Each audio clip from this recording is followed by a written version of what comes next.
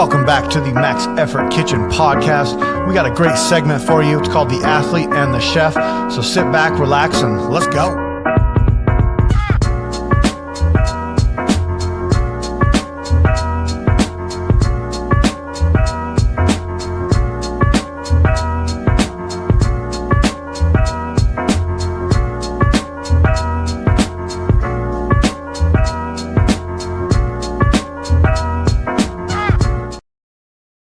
All right, welcome to the Max Effort Kitchen podcast.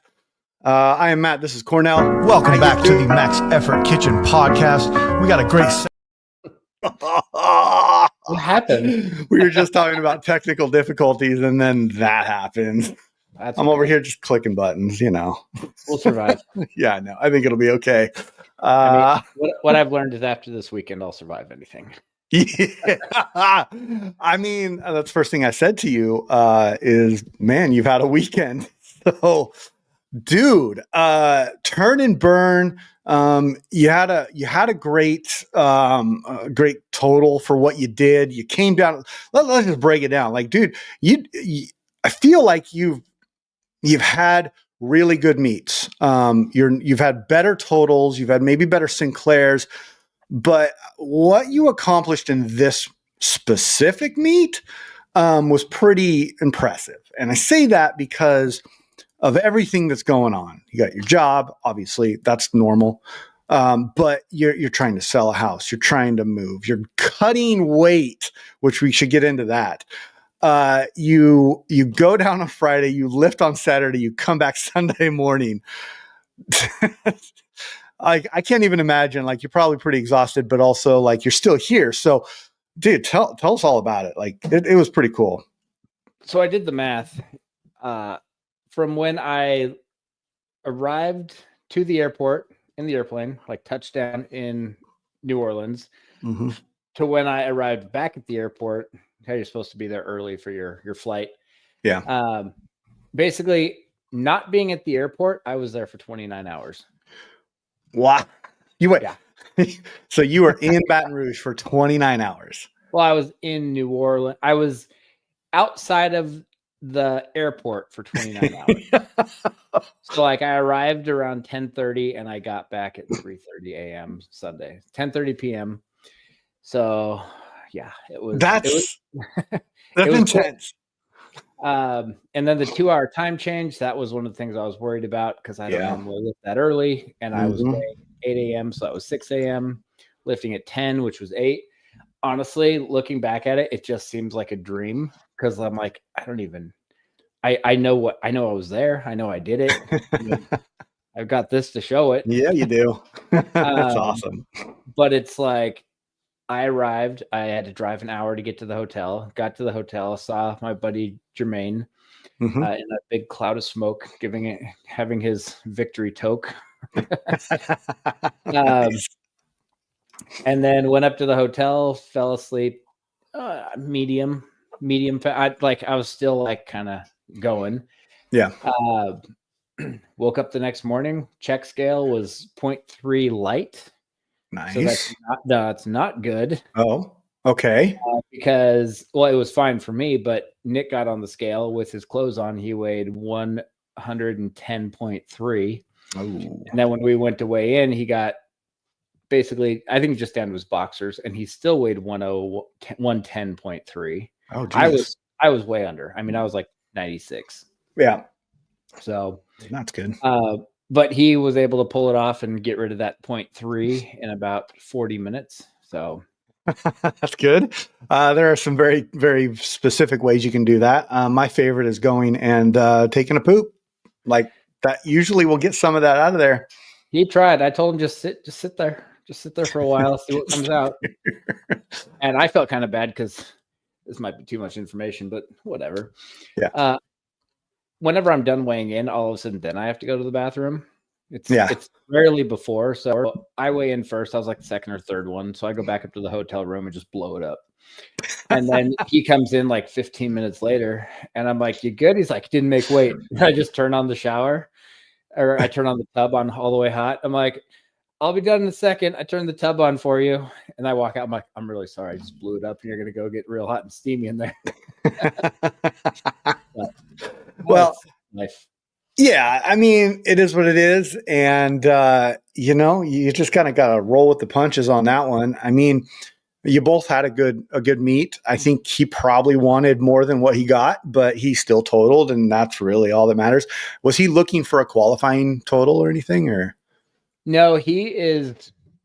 It's basically business. Yeah. This was a business trip for him as well. This is the one year he's really going to shoot for that Grand Slam. So if he didn't go and didn't win, he would not be able to get the Grand Slam. But it was pretty much he had the highest total of the whole age bracket. Yeah. Yeah. Not even just weight class. And okay. so he went in there, and it was pretty much as long as he just made 2 lifts, he was gonna win. Okay. So he made his opener, and then he went for a bigger jump than what I think originally was the plan. But I don't really know what exactly what his plan was. I just knew that I was going to do what I was going to do, and I kind of stuck to it. There was one point where I'm like, let's just put something big on the bar and see what happens. And then I'm glad we didn't, because I ended up going 6 for 6. I think it's the second time in my life I've done that. So it just felt like I did what I was capable of. Honestly, the third clean and jerk they gave to me, I didn't deserve that, but they gave it to me. I did what they asked. They approved it. I wouldn't have approved it, but I can say that I went 6 for 6. Well, okay. So, I mean, I was watching it, and I know what you're saying, and I know why you're saying that. But the thing that I saw from my point of view or my perspective was that, like, well, first of all, you were down. You were down. You're looking sexy, Cornell, and you look pretty jacked. But the bar was moving so quickly. And that's what I think happened probably there is like you even like in your jerks, like you were, I mean, it was like pow, and it was moving quickly. You were moving quickly. And I think that judges are going to be a different judge every day. Moved faster than their old eyes. Yeah. Maybe that, like I was saying at nationals, like Alana said there were a couple times that one judge kept looking over and was going like, I don't know. And it is what it is. Like, you got it. Cool. I understand why you say that. But man, you were and I might have said it in the videos I sent you, but like that bar was like, you were ripping that bar off the floor. Don't think I've seen you lift that quickly before. Personally. It felt good. It did feel heavy. Yeah. But it's also, I mean, even though I'm not lifting what I was lifting, like I'm so confident with a lot of these, especially with the snatch. I'm so confident with 120 right now. Or I've been confident with 120 for like coming up on a decade. Yeah, no kidding. Like I snatched 125 about almost a decade ago. Yeah. So it took me like 2 years to do it again, but it's still one of those things where like in my brain, that was a little bit of an ego thing where I'm like, this is going to be the first meet in probably like 7 or 8 years where I haven't opened with 2 reds. And I was like, it's okay. It's okay. I'm older. I'm lighter. And then they decided not to use comp collars just because it's faster and quicker and it gets keeps the comp going faster. Yep. And I was like, oh, cool. I still get 2 reds. Yep, exactly. I think it was talked about on the polo, but I like it. I like lifting with the stuff that I train, the same colors that I train. I don't know. I guess it could go both ways. It doesn't really matter. But if it does keep the competition moving quicker, I do like that aspect. I really do like that aspect. I think that the one reason that they really do use the comp collars is they didn't take into account the weight of the collars. So when they put on the clips, they do weigh a half a kilo and they're not giving you that extra half kilo. Yeah, that makes sense. So it's technically a little heavier, but that's interesting. I either like to lift with no collars at all, or if I use clips, then I only use the comp collars. Yeah. And I use it specifically on my top end sets because it sounds different. Like you get a little rattle or a clink if it's loose, and if it's tight, not just like a normal collar or like a clip, but like a collar, like it sounds different. So I want to be ready for that.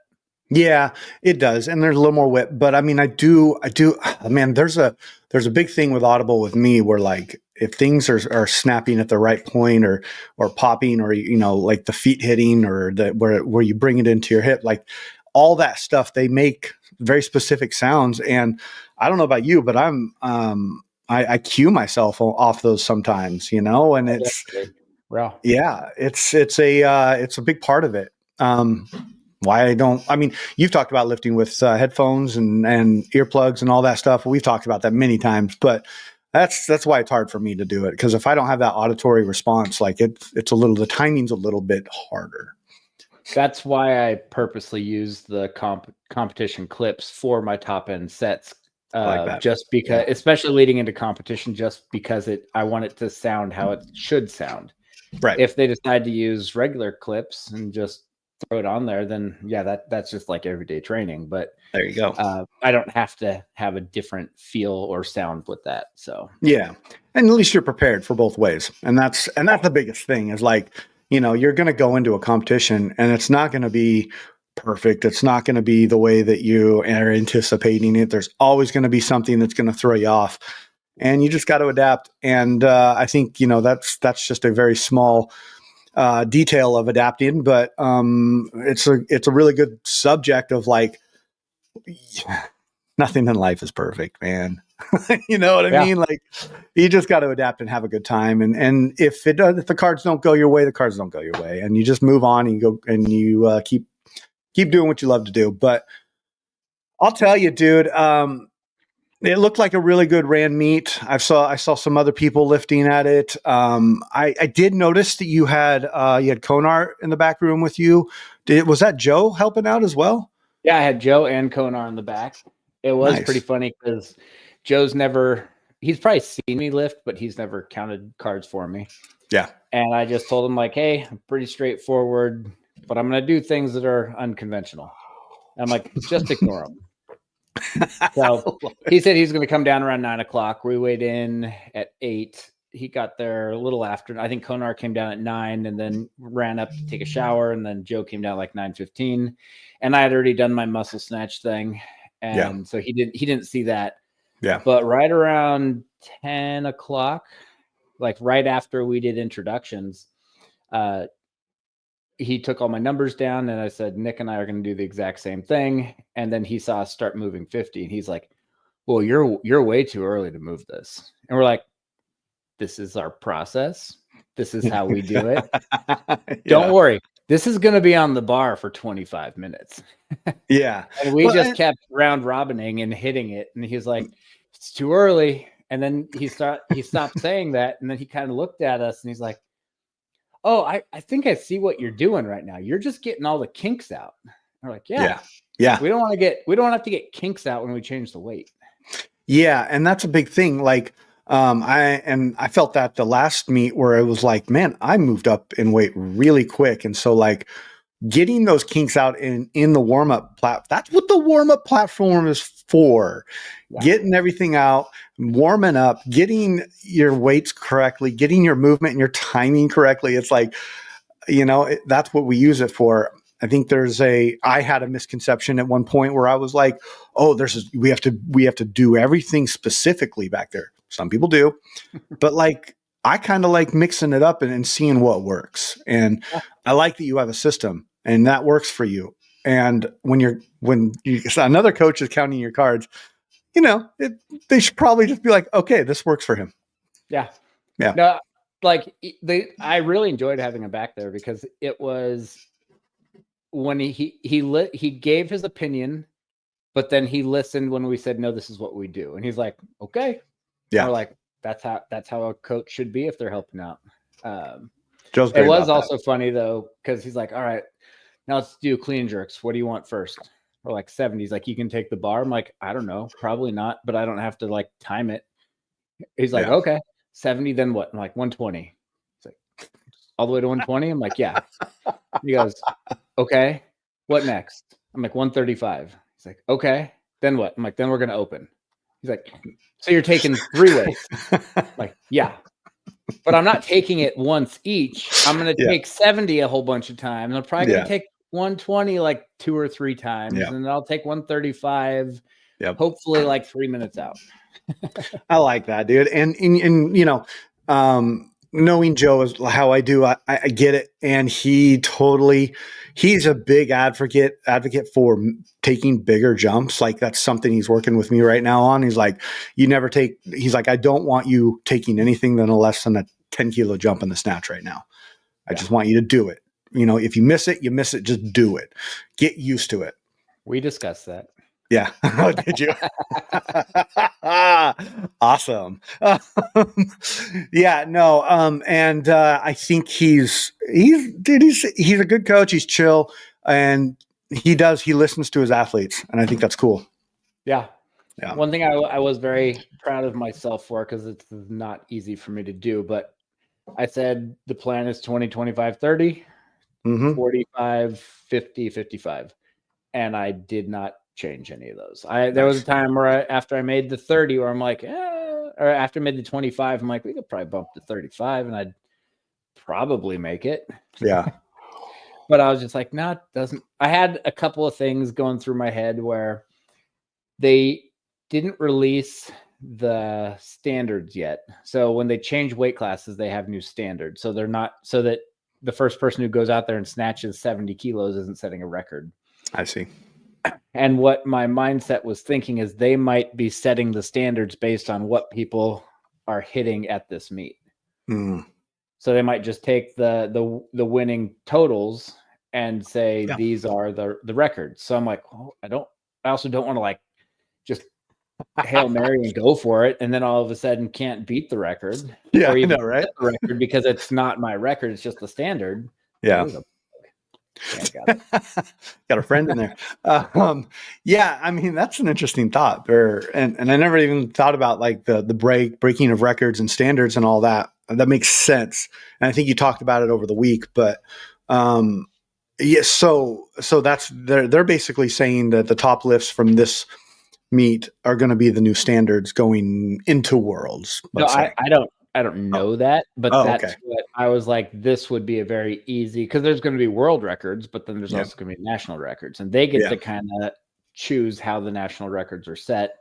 And the way that Masters Nationals used to be, when it was all in one, is if you beat the Masters total from Masters Nationals in a local meet, you could qualify as a master for AO finals. Oh, so at one point, I remember Jared Kuhn hit like a 307 or something. And the entry as a 102 as a senior was 299, but as a master, it was like 307. Oh, jeez. Well, that's a little opposite of what it usually is. So. But he's kind of an animal. So like he's a different type of human. I'll tell you that.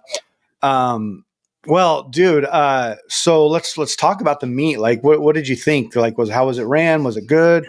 It seemed like the sessions moved really quickly. Yeah, I think that was a big pro with the clips, like just being the regular ones. Because, I mean, I like the real clips, but you have different people changing weights. It's also hard enough to get people to volunteer to do it. And then you got different people doing it all the time. And there's there's probably half dozen different styles of the competition clips. So like we have a couple at our gym that are a little bit different than the one. They're all different. So if you don't understand how to use it, it's going to hold up the meet. Even if it's like, let's say 30 seconds per lifter, not per lift. Well, there's 12, I think 12 lifters. That's an extra 6 minutes. Yeah. I mean, it doesn't seem like a lot, but then you do that times 25, 30 sessions, that adds up. Yeah, that does. I mean, last Masters competition I did, we were a good hour behind. I'm not going to say that's because of the clips, but it was a good hour behind. I mean, and that started pretty quickly. So, you had, did I count 8 people in your session? I think there was 13. 13. Weird. Okay. Based on my counting. Is it 12 or 13? Okay.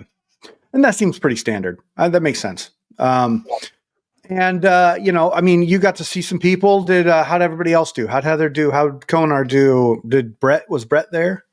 Brett was there. I believe Brett. I didn't see him because he left right. Heather and Brett left right before, or like as I arrived, they were like gone the next morning. Okay. Okay. Nice. But I believe they both won. Konar, he medaled as well, but unfortunately, he didn't quite hit the total he won his session. Yeah. But he didn't hit, I think he was the only one in the session, but he didn't hit the minimum qualifying total, so it just counts as like, he didn't bomb out, but he doesn't get a medal. I see. And then he also didn't qualify for Worlds, which is a bummer. Well, I thought he qualified in the last meet, but I could be wrong on that. Maybe I'm wrong. I don't know. I don't know either. Anyways, okay, so go ahead. I was just going to say that one thing that definitely did happen, though, is everybody sandbagged their entry totals. I mean, dude, I'm telling you, this is happening more and more and more, and I'm seeing it over the competition over the span of the past year or so, dude. People are really coming in low. Yeah, I came in. Well, I probably came in low too, but I didn't know where my body was going to be when I got here. I'm like, I'm losing 20 pounds, and I'm 24-hour turnaround and lifting in the morning, and there was a lot of stuff I didn't know. But a handful of people, they totaled in the 260s, and with like 225 to 245 entries. So.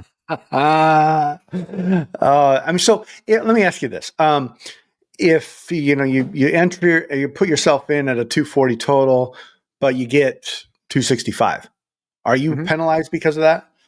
Nope. Because it's okay. So, but if you put yourself in as a 240 total, but you hit a 215, you're going to get penalized for that, right? Okay, correct.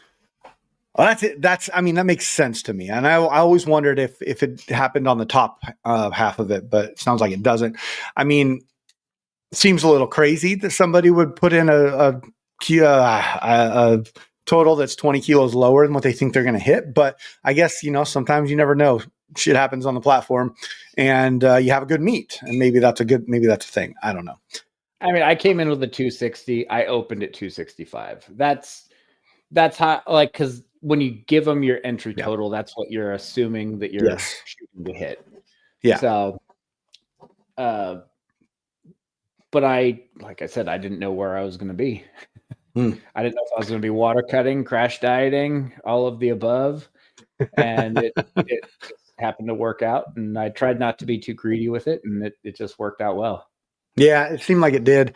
I think that it was an overall really successful meet. Maybe people are doing that because and this is my own personal opinion, but like, I feel like this Pan Am's meet, the turnaround on it was really quick after nationals. Like, I think it was 6 weeks. And maybe that's what that was about. I don't know if I wasn't paying too much attention during what would have been my session. Yeah. Also, there's like that whole like, hey, the weight classes are all changing, and that. That's also that's a big thing. I didn't really notice that many people that would have been roughly in my session. Okay. So cool. A lot of actually everybody in my session I had never seen before. Oh, really? So there was. I'm not used to 96s before. Yeah. But it was like 96 through super, and I think there's one guy who's a super, and I'm like, I recognize your face, but that's it. There was a guy, and I'm blanking his name, a really tall guy in your session. What was his name? Anyways, I've competed against him in every Masters Nationals I've been to, so 3. Okay. And so, but I was surprised that he dropped down to 96 because he was always teetering heavy in the 102s. And so, and he's really tall, but anyways, that I might've met that guy. I think he Jeffrey was or something. I think I met someone like that. I think he was a one, but we were just all same session. That makes sense. Okay. That makes sense. Yeah, because they put the 102s and 110s in the same, but they did 96s. Yeah. And 110s. Yeah. 96, okay. 110. And we had a couple of people from like Dominican Republic and I saw him. Or the 30. They were good. Dude, the Dominican Republic guy, and I couldn't pronounce his name if I tried. I think it was his second clean and jerk. He dropped the bar and he like goes up like this and like shoots an arrow. And I was like, oh, that's awesome. Yeah. He had some people in the stands that were just going off for it. Like, I mean, I kind of like that. That's fun. Yeah. And I think that's the exciting part about the Pan Ams is you get different countries coming and they're hyped, dude, and they're having a good time. And he didn't seem like he was like throwing shade in anything, but like he seemed like he was a cool lifter to be around. No, they were on the platform next to us, and it was enjoyable. They kept yelling something, and I don't know what it was, but it totally sounded like the South Park like phrase, the Timmy. Yes, I heard that, dude. That in the back. Oh, I totally heard that too. But yeah, I mean, I've never done a Pan Am's, and that's on me. But I wasn't prepared to do a full turnaround on after nationals. I am doing a local meet in June 14th, but at the same point, like I wasn't ready for that all the way over to wherever, Baton Rouge. So one of these years I will get it in. Cool. So let's talk about some competition stuff. Okay. In your opinion, like what are your favorite things about these national competitions? I think we were going to do like a favorite, not so favorite type thing of like, when you think about going to a national competition or one of these bigger ones, what do you look forward to? One of the big things that I really like is just seeing all the people that you only see whenever you go to a traveling meet. Yeah. Like whether I'm lifting at it or coaching at it or both, like this one, I really didn't see that many people just because they're so short. Totally. And I think that a lot of people who lifted midweek were like, oh, I'm going to get home Friday or Saturday morning and still have my weekend. Yeah. That's cool. But that's one part that I enjoy because you don't get to see those people that often. But if you follow them like on Instagram, then you're always seeing updates and stuff. And then it's not like this super weird, like, oh, hey, haven't seen you in 3 years. How's it going? Right. Yeah, I kind of like that. I mean, that I think in the masters community, that's pretty big too. Mm-hmm. I wouldn't know because on the senior side of things, because I was too old to ever compete in the seniors when I started the sport. I mean, would you say it's the same way in a senior meet or is it more competitive? I know. So I've been around for a little while now. I mean, I still feel like I haven't been around that long because I missed like the initial like big boom. Yeah. I've been around long enough where I feel like the people who were around 12 years ago, who are mostly coaches now, like we kind of all know each other and talk to each other and that kind of a thing. That's cool. Lot of the younger lifters, I have no idea. But I'll see people and it like you just start to recognize people and they recognize you and it's not like this weird thing. But when you go to these things as regularly as like I have in the past, like I now know a lot of people and it's not because I'm necessarily going out and trying to meet all these people. It's just if you're there for 3 or 4 days, you end up talking to people and then you go 6 months later and see them again. And it's like, it's just that repeat seeing each other. Yeah. So yeah, like by the end, I think when I went to AO finals, it was like, I couldn't walk more than 3 minutes without saying hi to someone. Yeah. And that's the thing that, so it's the community aspect of it, but also what I'm hearing you say is that like, we're starting to see, I don't even know if this is the right way to say this, but a new generation come up into the competitors and the competitors are jumping up to maybe the coaches. Yeah. Yeah. And that's kind of cool. I mean, from, I would say, your standpoint, I look at that as like, man, that's pretty impressive and incredible to be able to be in a sport that long where you see the switch. And Yeah. that's, I mean, shoot, man, that makes it, that would make it so much more enjoyable. Like when I go to one of these competitions, I mean, I've been lifting for a good amount of time, but I haven't been competing for a good amount of time, and I'm still very young in the sport. I know a handful of people. I know kind of like the close group of people, and then I know a little bit on the outside layer.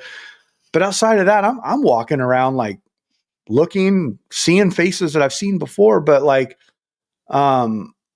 I'm still and this can sound funny, but I still feel like a little bit of a loner, out, like coming into these things. Cause, and maybe that's by design, but I don't get the community quite yet, except for the, closeness of like our friend group of the people that we know and that we've lifted with over the years and all that stuff. I hope to get a point where I can walk in and say hi to a lifter that I've never really lifted with, but I've just been at this competition, seen them a million times. And, early on, I was really outgoing. I think the older I get, the less outgoing I get at these things. And I was always like shaking people's hands and trying to like meet people. And I've kind of pulled back on that a little bit. And that's to my fault. But I love the community. Like that's what keeps you going, right? The people keep going. Yeah. I also don't like to generally talk to people if there's a whole big group around people. Yeah. I met Phil Sabatini in 2017, the first time. Right. But I haven't talked to him since then. And I've seen him at a handful of meets. But it was just like, he was one of those guys where when I first met him, I was in a group of people and I wasn't expecting him to remember me, but I was like, I knew who he was and I was a little starstruck. Yeah. And then at AO finals, I saw him just kind of, after I was there for like 4 days, I just saw him kind of standing in a corner, just kind of like looking at everything. And then I happened to be in the same area, like doing, I think my bag was over there. So I grabbed it. And then I just like started talking with him. And it wasn't like, I was like, hey, I'm not expecting you to remember me, but I met you in 2017 and at Masters Nationals. And I was like, you're who I need to try to get to. Cause we were in the same weight class. And I was like, oh my gosh, this is what I'm supposed to look like.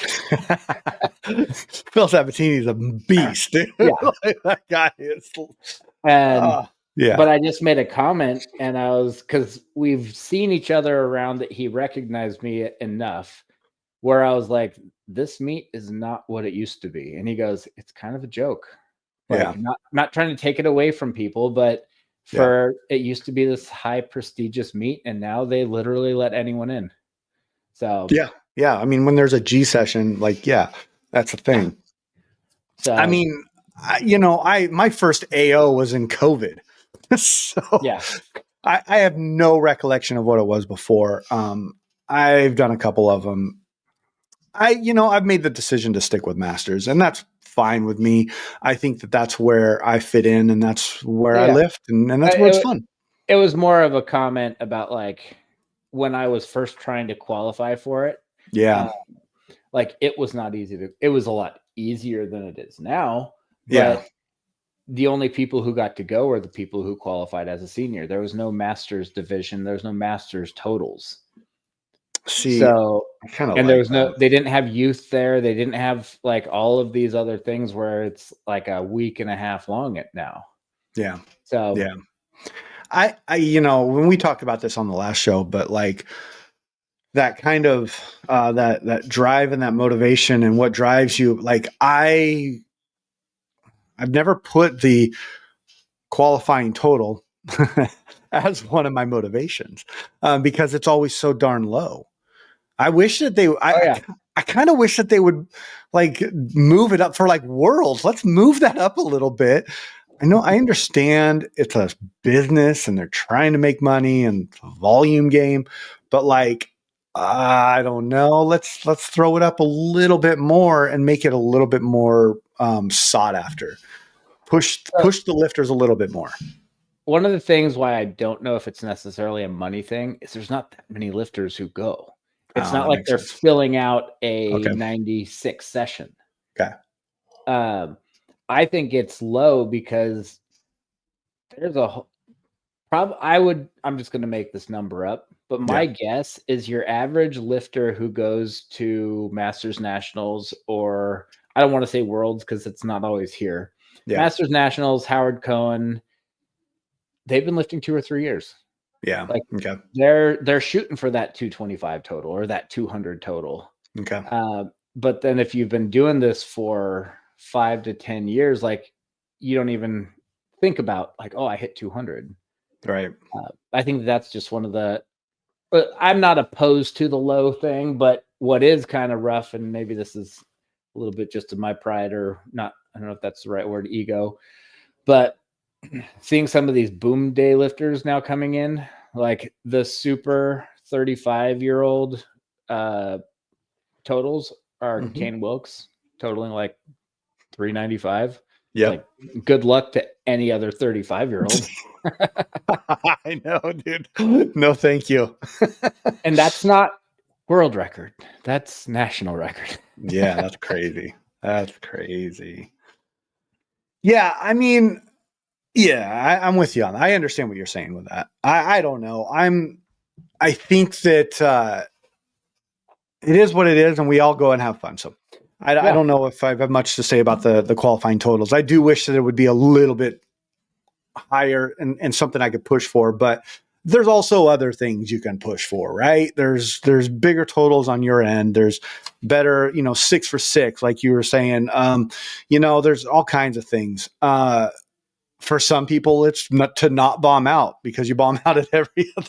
I don't know. Like, no, I did see a handful of lifters where I know people like I've kind of seen these people lift and they're competing like they train, and it's like, yeah, you bombed out because that's how you train. Yep. And it's a bummer, but I think so. Here's what I think for you. Yeah.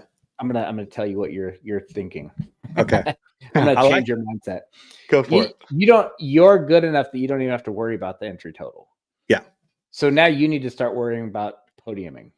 Yes. That needs to be your it. And the nice part with that is it's not like I have to hit this number to win. It's like I have to hit as much as I physically can and hope to beat everybody else. And I think I alluded to that a little bit on the last one where I was like, every competition I've done, local, even national, I've medaled in some form or fashion, but it's always been a third or a second. Yeah. That's it.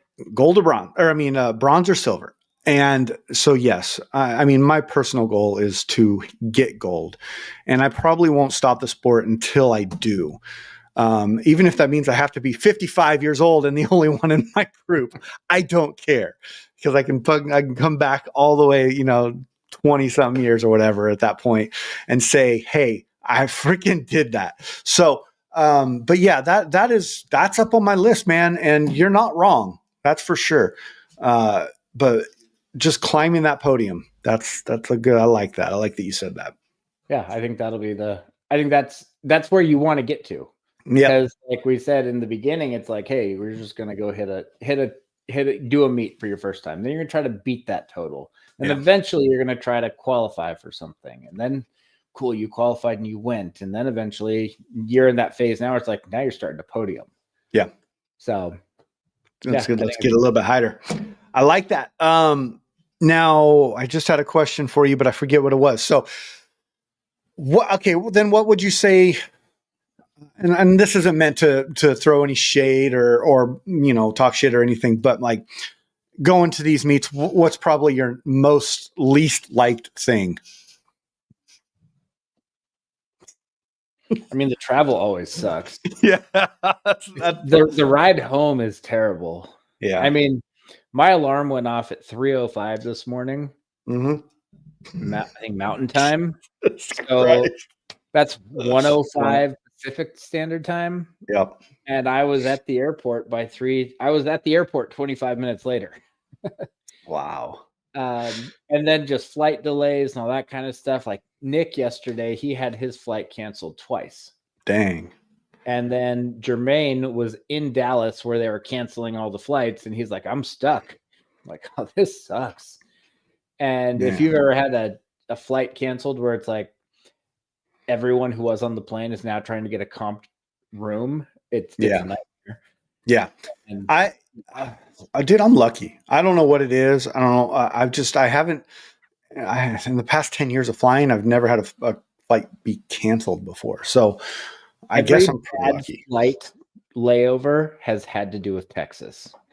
So if you can avoid Texas, avoid it. Well, I've done a pretty good job of avoiding Texas. So I've only had to go down on there once in the past 10 years, and that's when my grandparents passed. So it's like, and that was pretty easy. Yeah, dude, I would say travel is probably the number one part of it that I don't like. I don't mind the cost of it. I don't mind there's always drama or some sort of thing that people don't like about the competition. To me, it's like you got people going out there putting together something, a lot of volunteer work, a lot of people working 14-hour days to make this happen. Who am I to critique that? I understand there's a standard at a certain level, but man, and I'm going to reiterate this probably every freaking show we do. We are an amateur sport.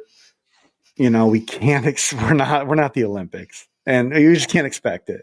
When the Pan Ams are in Cuba or somewhere else, they're not going to be great. I mean, I remember Konar telling me that the back room 2 or 3 years ago, where'd they go? I think it was Puerto Rico. Puerto Rico, yes. Yeah. He said it was miserable.